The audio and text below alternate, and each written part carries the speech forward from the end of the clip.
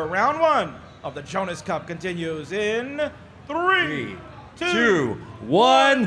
Tetris. Stress. You know, Chris, we hear those Buko chants. He's Yep. here, right? He was here. He played earlier today. He was Buko around. was here, so because TetrisTime, it looks like we're going to get a restart up on top of some kind. But I was going to say that because TetrisTime took out Buko, now TetrisTime has to live up to the standard of the Buko chant. Yeah, he was telling me before because we were qualifying together, and he said, "Why are they still using my chant? I don't understand. I don't play this anymore." But he's just so loved around the world. Yeah. It's turned into part of our culture. I love it. We're underway on the bottom. Game number 1 on the top will be reset. There we go. They got that working. Mm-hmm. All games are underway, Chris. Here we go. Round 1 of the Jonas Cup. Yeah, here we are with, we've got just a stacked bracket here, especially on CT1. Pixelandi being the #1 seed.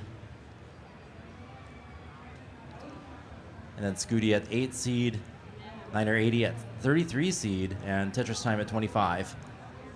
Yeah, so Niner victorious in round 0 over Grand Designs. That one went to a decider, so that's that 32-33 matchup there, Wow. Chris. So that kind of tells you like how close. tight it can be. Yeah, very close matches there. TetrisTime, you mentioned, beat Buko 3-1 earlier, and Andy and Scuti are getting their first games is that they had to buy in the top 16.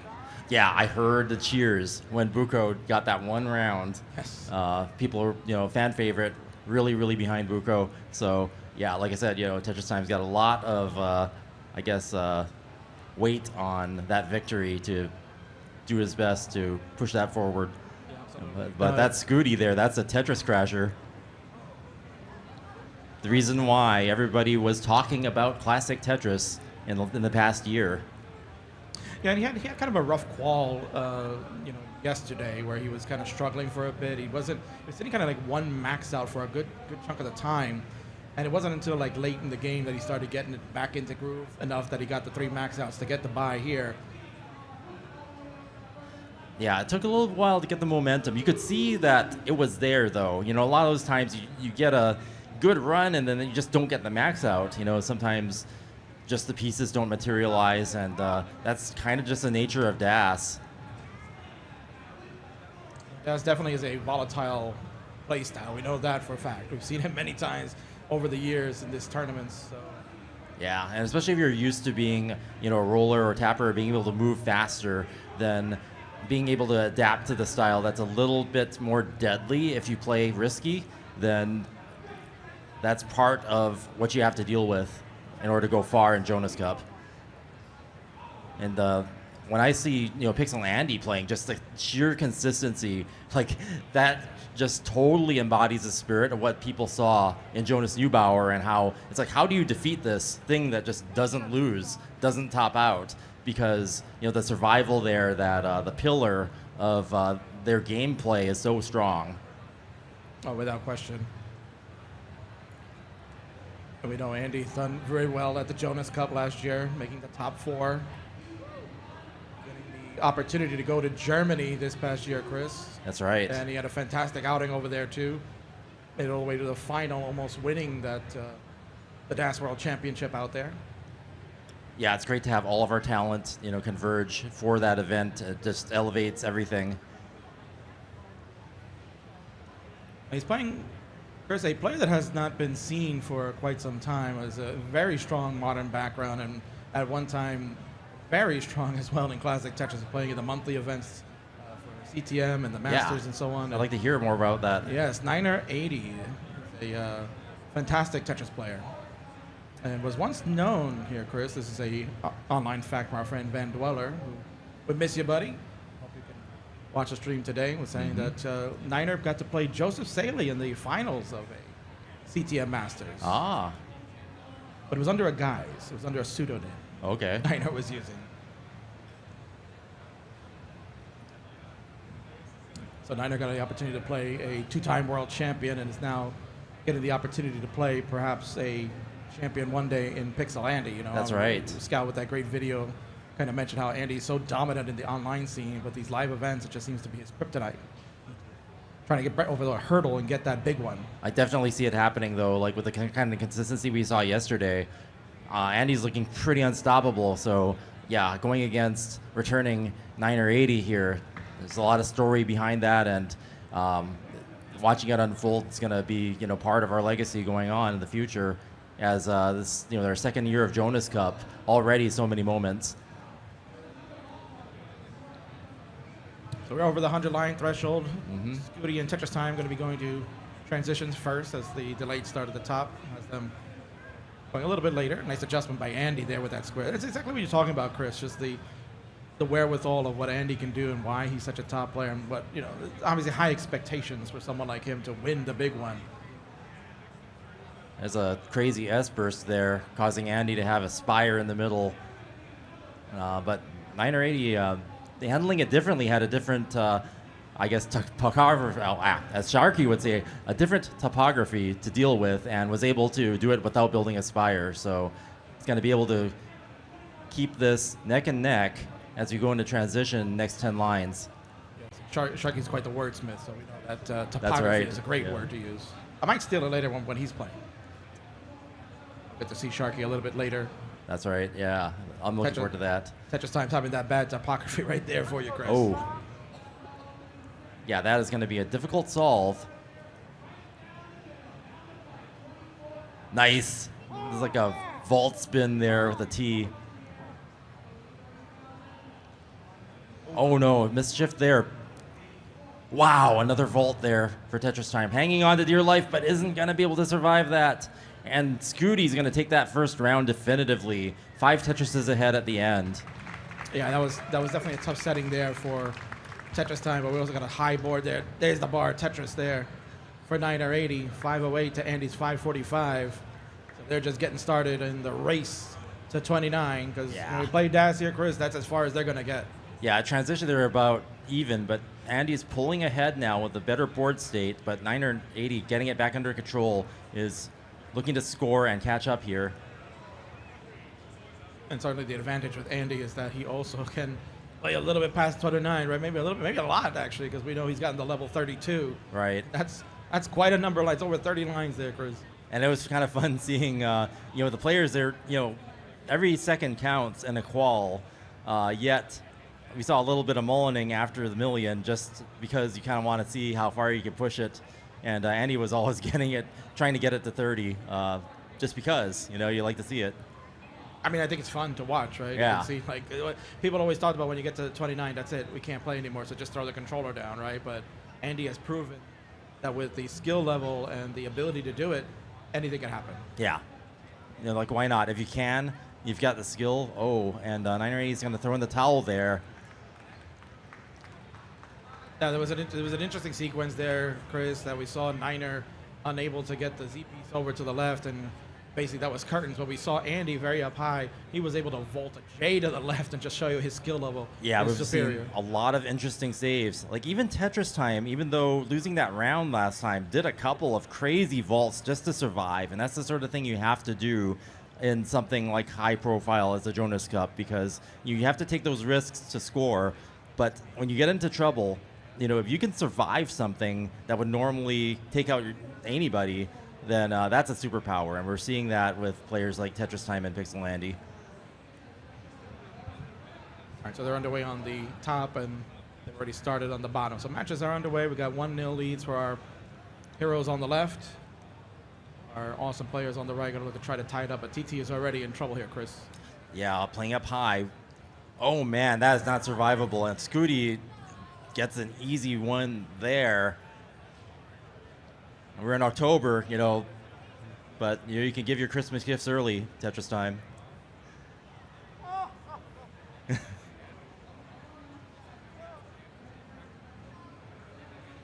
I don't even think the extended return policy's kicked in yet.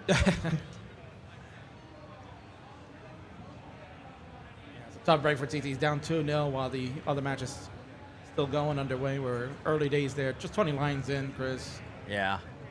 So Andy with a very nice Tetris rate. You can take a look at that, right? Yeah, it's going to be need a little cleanup on 980's side, but yeah, early days.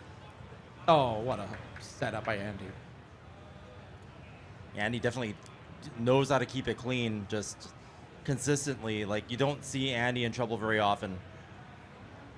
And you can see, Chris, the confidence that he exudes. Like, you saw the setup that he did for that Z-spin in the center, right? Like, how often are you seeing a DAS player doing things like that, right? Yeah, that could be an evolution as a result of playing the other play styles. You know, you're doing these advanced techniques, and maybe even have it harder, because in order to do those maneuvers in a rolling situation, you don't quite have as much, I guess, moment-to-moment movement because you're focusing on rolling. But in DAS, you might actually be able to pull that off better. So some crazy things that players do, you know, past 29 speed, when you're doing it at 18 and 19, you know, they're already really good at it from doing it from rolling.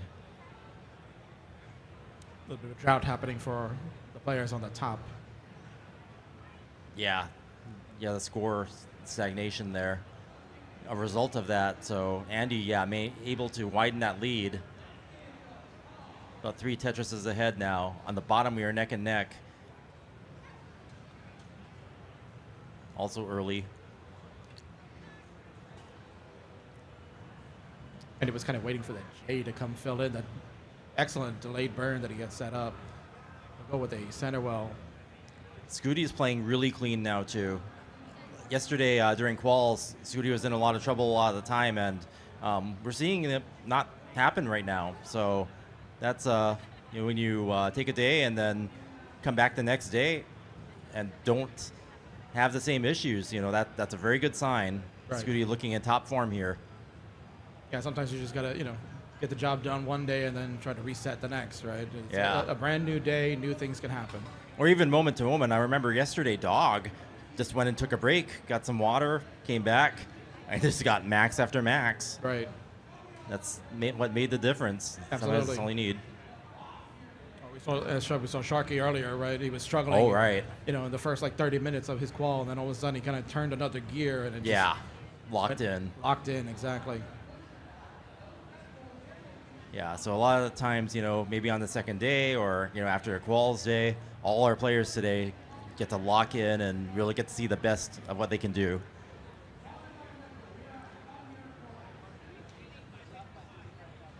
Clean boards all around. You love to see it. Oh, Boom, absolutely. Tetris for Scuti. A reminder to all of you viewers in the global chats that we have out there, and for you phones here at the Portland Retro Gaming Expo, we continue to help try to raise the prize pool of the Matcherino. You can use exclamation point Matcherino to head on over there, and coupon codes have already been utilized, so we want to thank everybody that did their part in getting the coupons redeemed, because that does help the players. We're over $1,000 here, Chris. Going to double check Awesome. right now. We are at 1,070.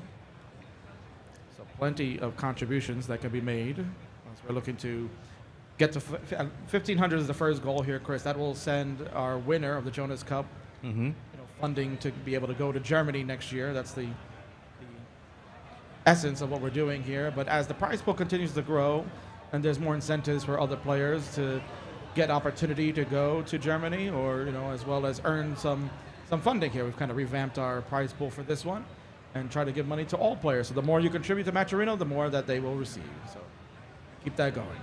Yeah, no, I remember, you know, we got a lot of good feedback, and we revamped how it's done, and it's really transparent, really great. And you can check out what our the payout is going to be, and you know that your Matcherino contributions are going to be going, how they're going to be split, and I think there's a little bit more control over how you do it too. So yeah, check it out.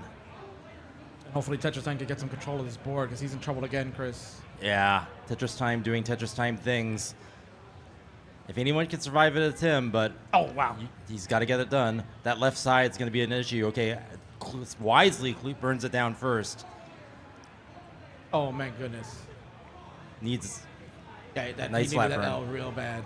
Gonna get that bar. It'll go. Oh, he tried. Yeah, he tried. that he was tried an to, attempt, but it's Scuti's going to be the one to advance out of that matchup. It's great to see TetrisTime again, though, and even though the legacy of Buko ends there, it's great to see TetrisTime advance in a third play style. And you know, he went from tapping to rolling, and from rolling to DAS, and it's only a matter of time before he's every bit as good as DAS as he is at rolling and tapping. No, he's a phenomenal player. I mean, he was top 16 this year at the World Championship. He's proven that he can play another play style in DAS, so well done for TetrisTime. We love him. We love seeing him. He goes to all these regionals, Chris, you know, B3B regional winner. That yeah. You know, we've had other B3B winners, but the thing is that he literally went from week to week to week versus. I call it. He was farming the quals. It was great, and I personally got to see his victory in Phoenix, Arizona. So it was great to see that live and be able to watch that. That Tetris heroics in action, TetrisTime doing TetrisTime things. And, that's a great performance here, too. So we'll see you soon. But Scuti... We'll see Scuti tomorrow. He'll be on the top 16 for Sunday. Yeah. So here we go, Chris. We've got game number 2. That early top out from TetrisTime certainly has, put them behind the 8 ball. Yeah, so we got the 1v1 view here. They're well underway, and Andy up to a 4 Tetris lead here. Niner's got some work to do. Oh, that left side. Okay, but he's got to get the Tetris on the right. Boom, Tetris for Niner. And can easily left well Tetris that, maybe transfer over to the right. Hopefully the pieces will fall to make that possible. And he gets that column 7, maybe column 8 looks like. Yeah, Andy's just taking them where they come. Oh, and Niner's going to give up that one. That's tough top out there, so... Yeah, I mean, just Andy's so strong. 781 on level 26. Yeah. So, that's... Yeah, that's that unstoppable confidence of Andy. Robot. We had a $5 contribution from Nizuna, and then we got a $29.10 contribution from one of our good contributors, Summer B here, Chris. Nice. Did say in a comment, Jonas lives on in all of our hearts. Absolutely.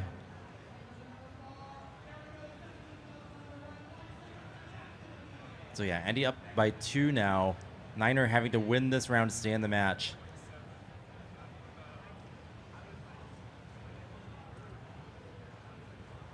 Also had some nice contributions from a friend of ours, Nate Swanson, has given at least $200. Nice. So thank you so much, Nate. That's a big percentage there. Andy taking a triple into a Tetris. So definitely wisely throttling aggression when needed, not necessarily trying to get all Tetrises, such as the discipline required for the DAS playstyle.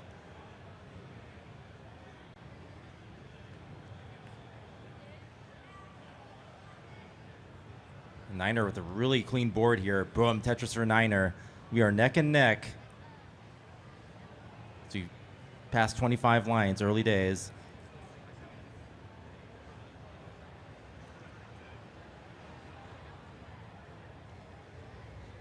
Again, Chris, what I like about the Jonas Cup is that it brings a plethora of players back in, right, that we've not seen in quite some time. I mentioned about Niner. Buko is here. Yeah. That it's so nice to see Terry Purcell back, right? We saw him play a round 0 match. That's right. Yeah. Just seeing more of the veterans, some people who have been taking a break and then come back. Yeah, it's great to see Buko again. The thing I loved about all of our events, CTWC, is they always felt like reunions. Like even in the early days, I guess maybe it was because I got to see Robin and Thor, but even the years past that, it just felt like a tight community, and anybody new who joined was already family.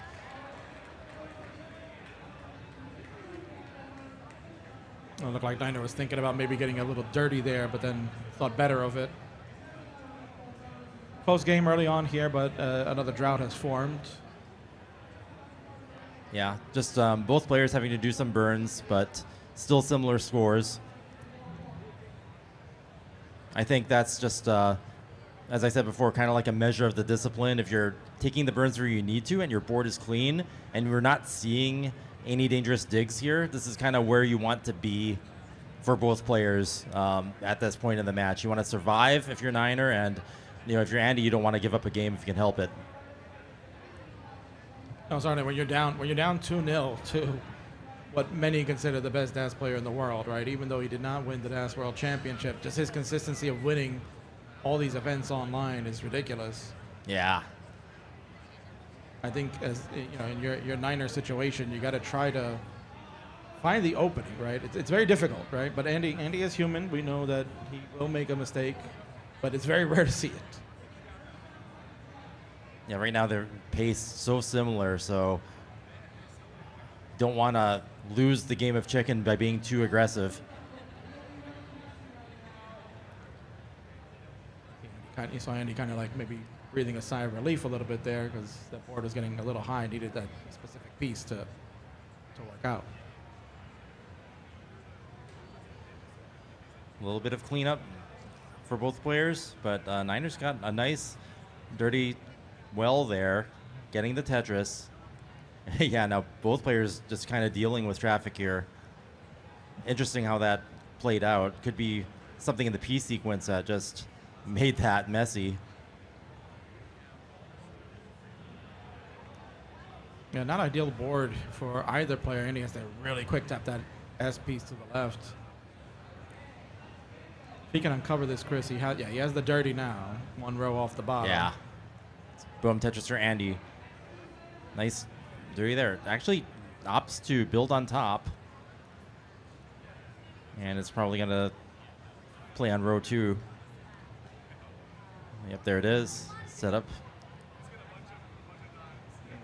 Niner and fighting boom, Tetris for Andy. Niners fighting for everything right now. Yeah, Chris. yeah. There's looking like type B there. A lot of holes in the stack. This is one of those digs you kind of don't want to be in. But it's getting done.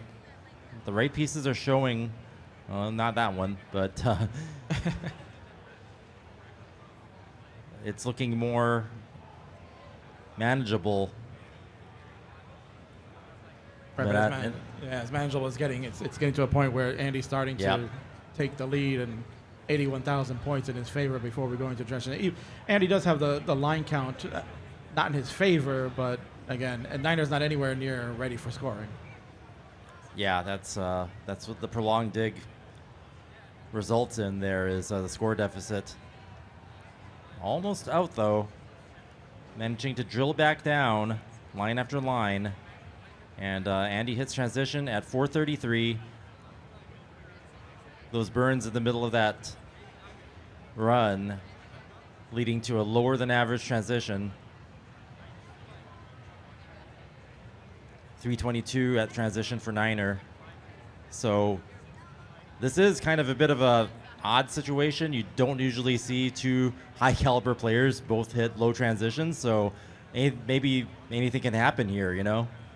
No, absolutely. They're both playing with the same play style, dance, which has the limitation of what you can do with pieces at certain heights. So one of them makes a mistake, the other can capitalize. Oh, and Andy misshifting that block there. He's going to have to tuck that to keep it clean. Nice T-spin to keep that clean. Yeah, Andy knowing exactly what to do to recover from anything, it seems. Niner almost clean. Okay, Niner in good position now. Where will the well form? Looks like a transfer to the right. So quite a lead right now for Andy. Andy is looking to close it out. Really here, pulled ahead. Playing super clean after transition. I mean, that was a low transition score, and Andy's already turned it around. And it's turned it into a 255,000 point lead into level 23. So at this point here, Chris, Niners just got to, fight through this and maybe try to just play as perfect as you can and see if it even's going to make a difference. Yeah. I mean, depending on what happens, moment to moment, if suddenly Andy tops out, which is unlikely, then you can kind of just play to survive. But yeah, the score deficit is increasing moment to moment, as expected from Pixel Andy.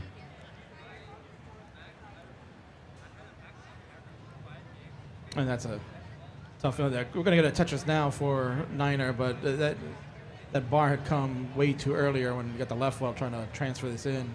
Boom, Tetris for Andy, and that's going to be a 10 Tetris deficit there. Yeah, no, Niner's like, what? Yes, 10 Tetris deficit. I'm sorry. Chris is letting you know, confirmed. Yeah, 10 Tetris is 345,000 if you want the math there. Okay, boom, Tetris for Niner. That reduces the deficit to 9 for just a second, and now it's back to pretty much 10. 316,911. Call the ambulance. But you know what, Chris?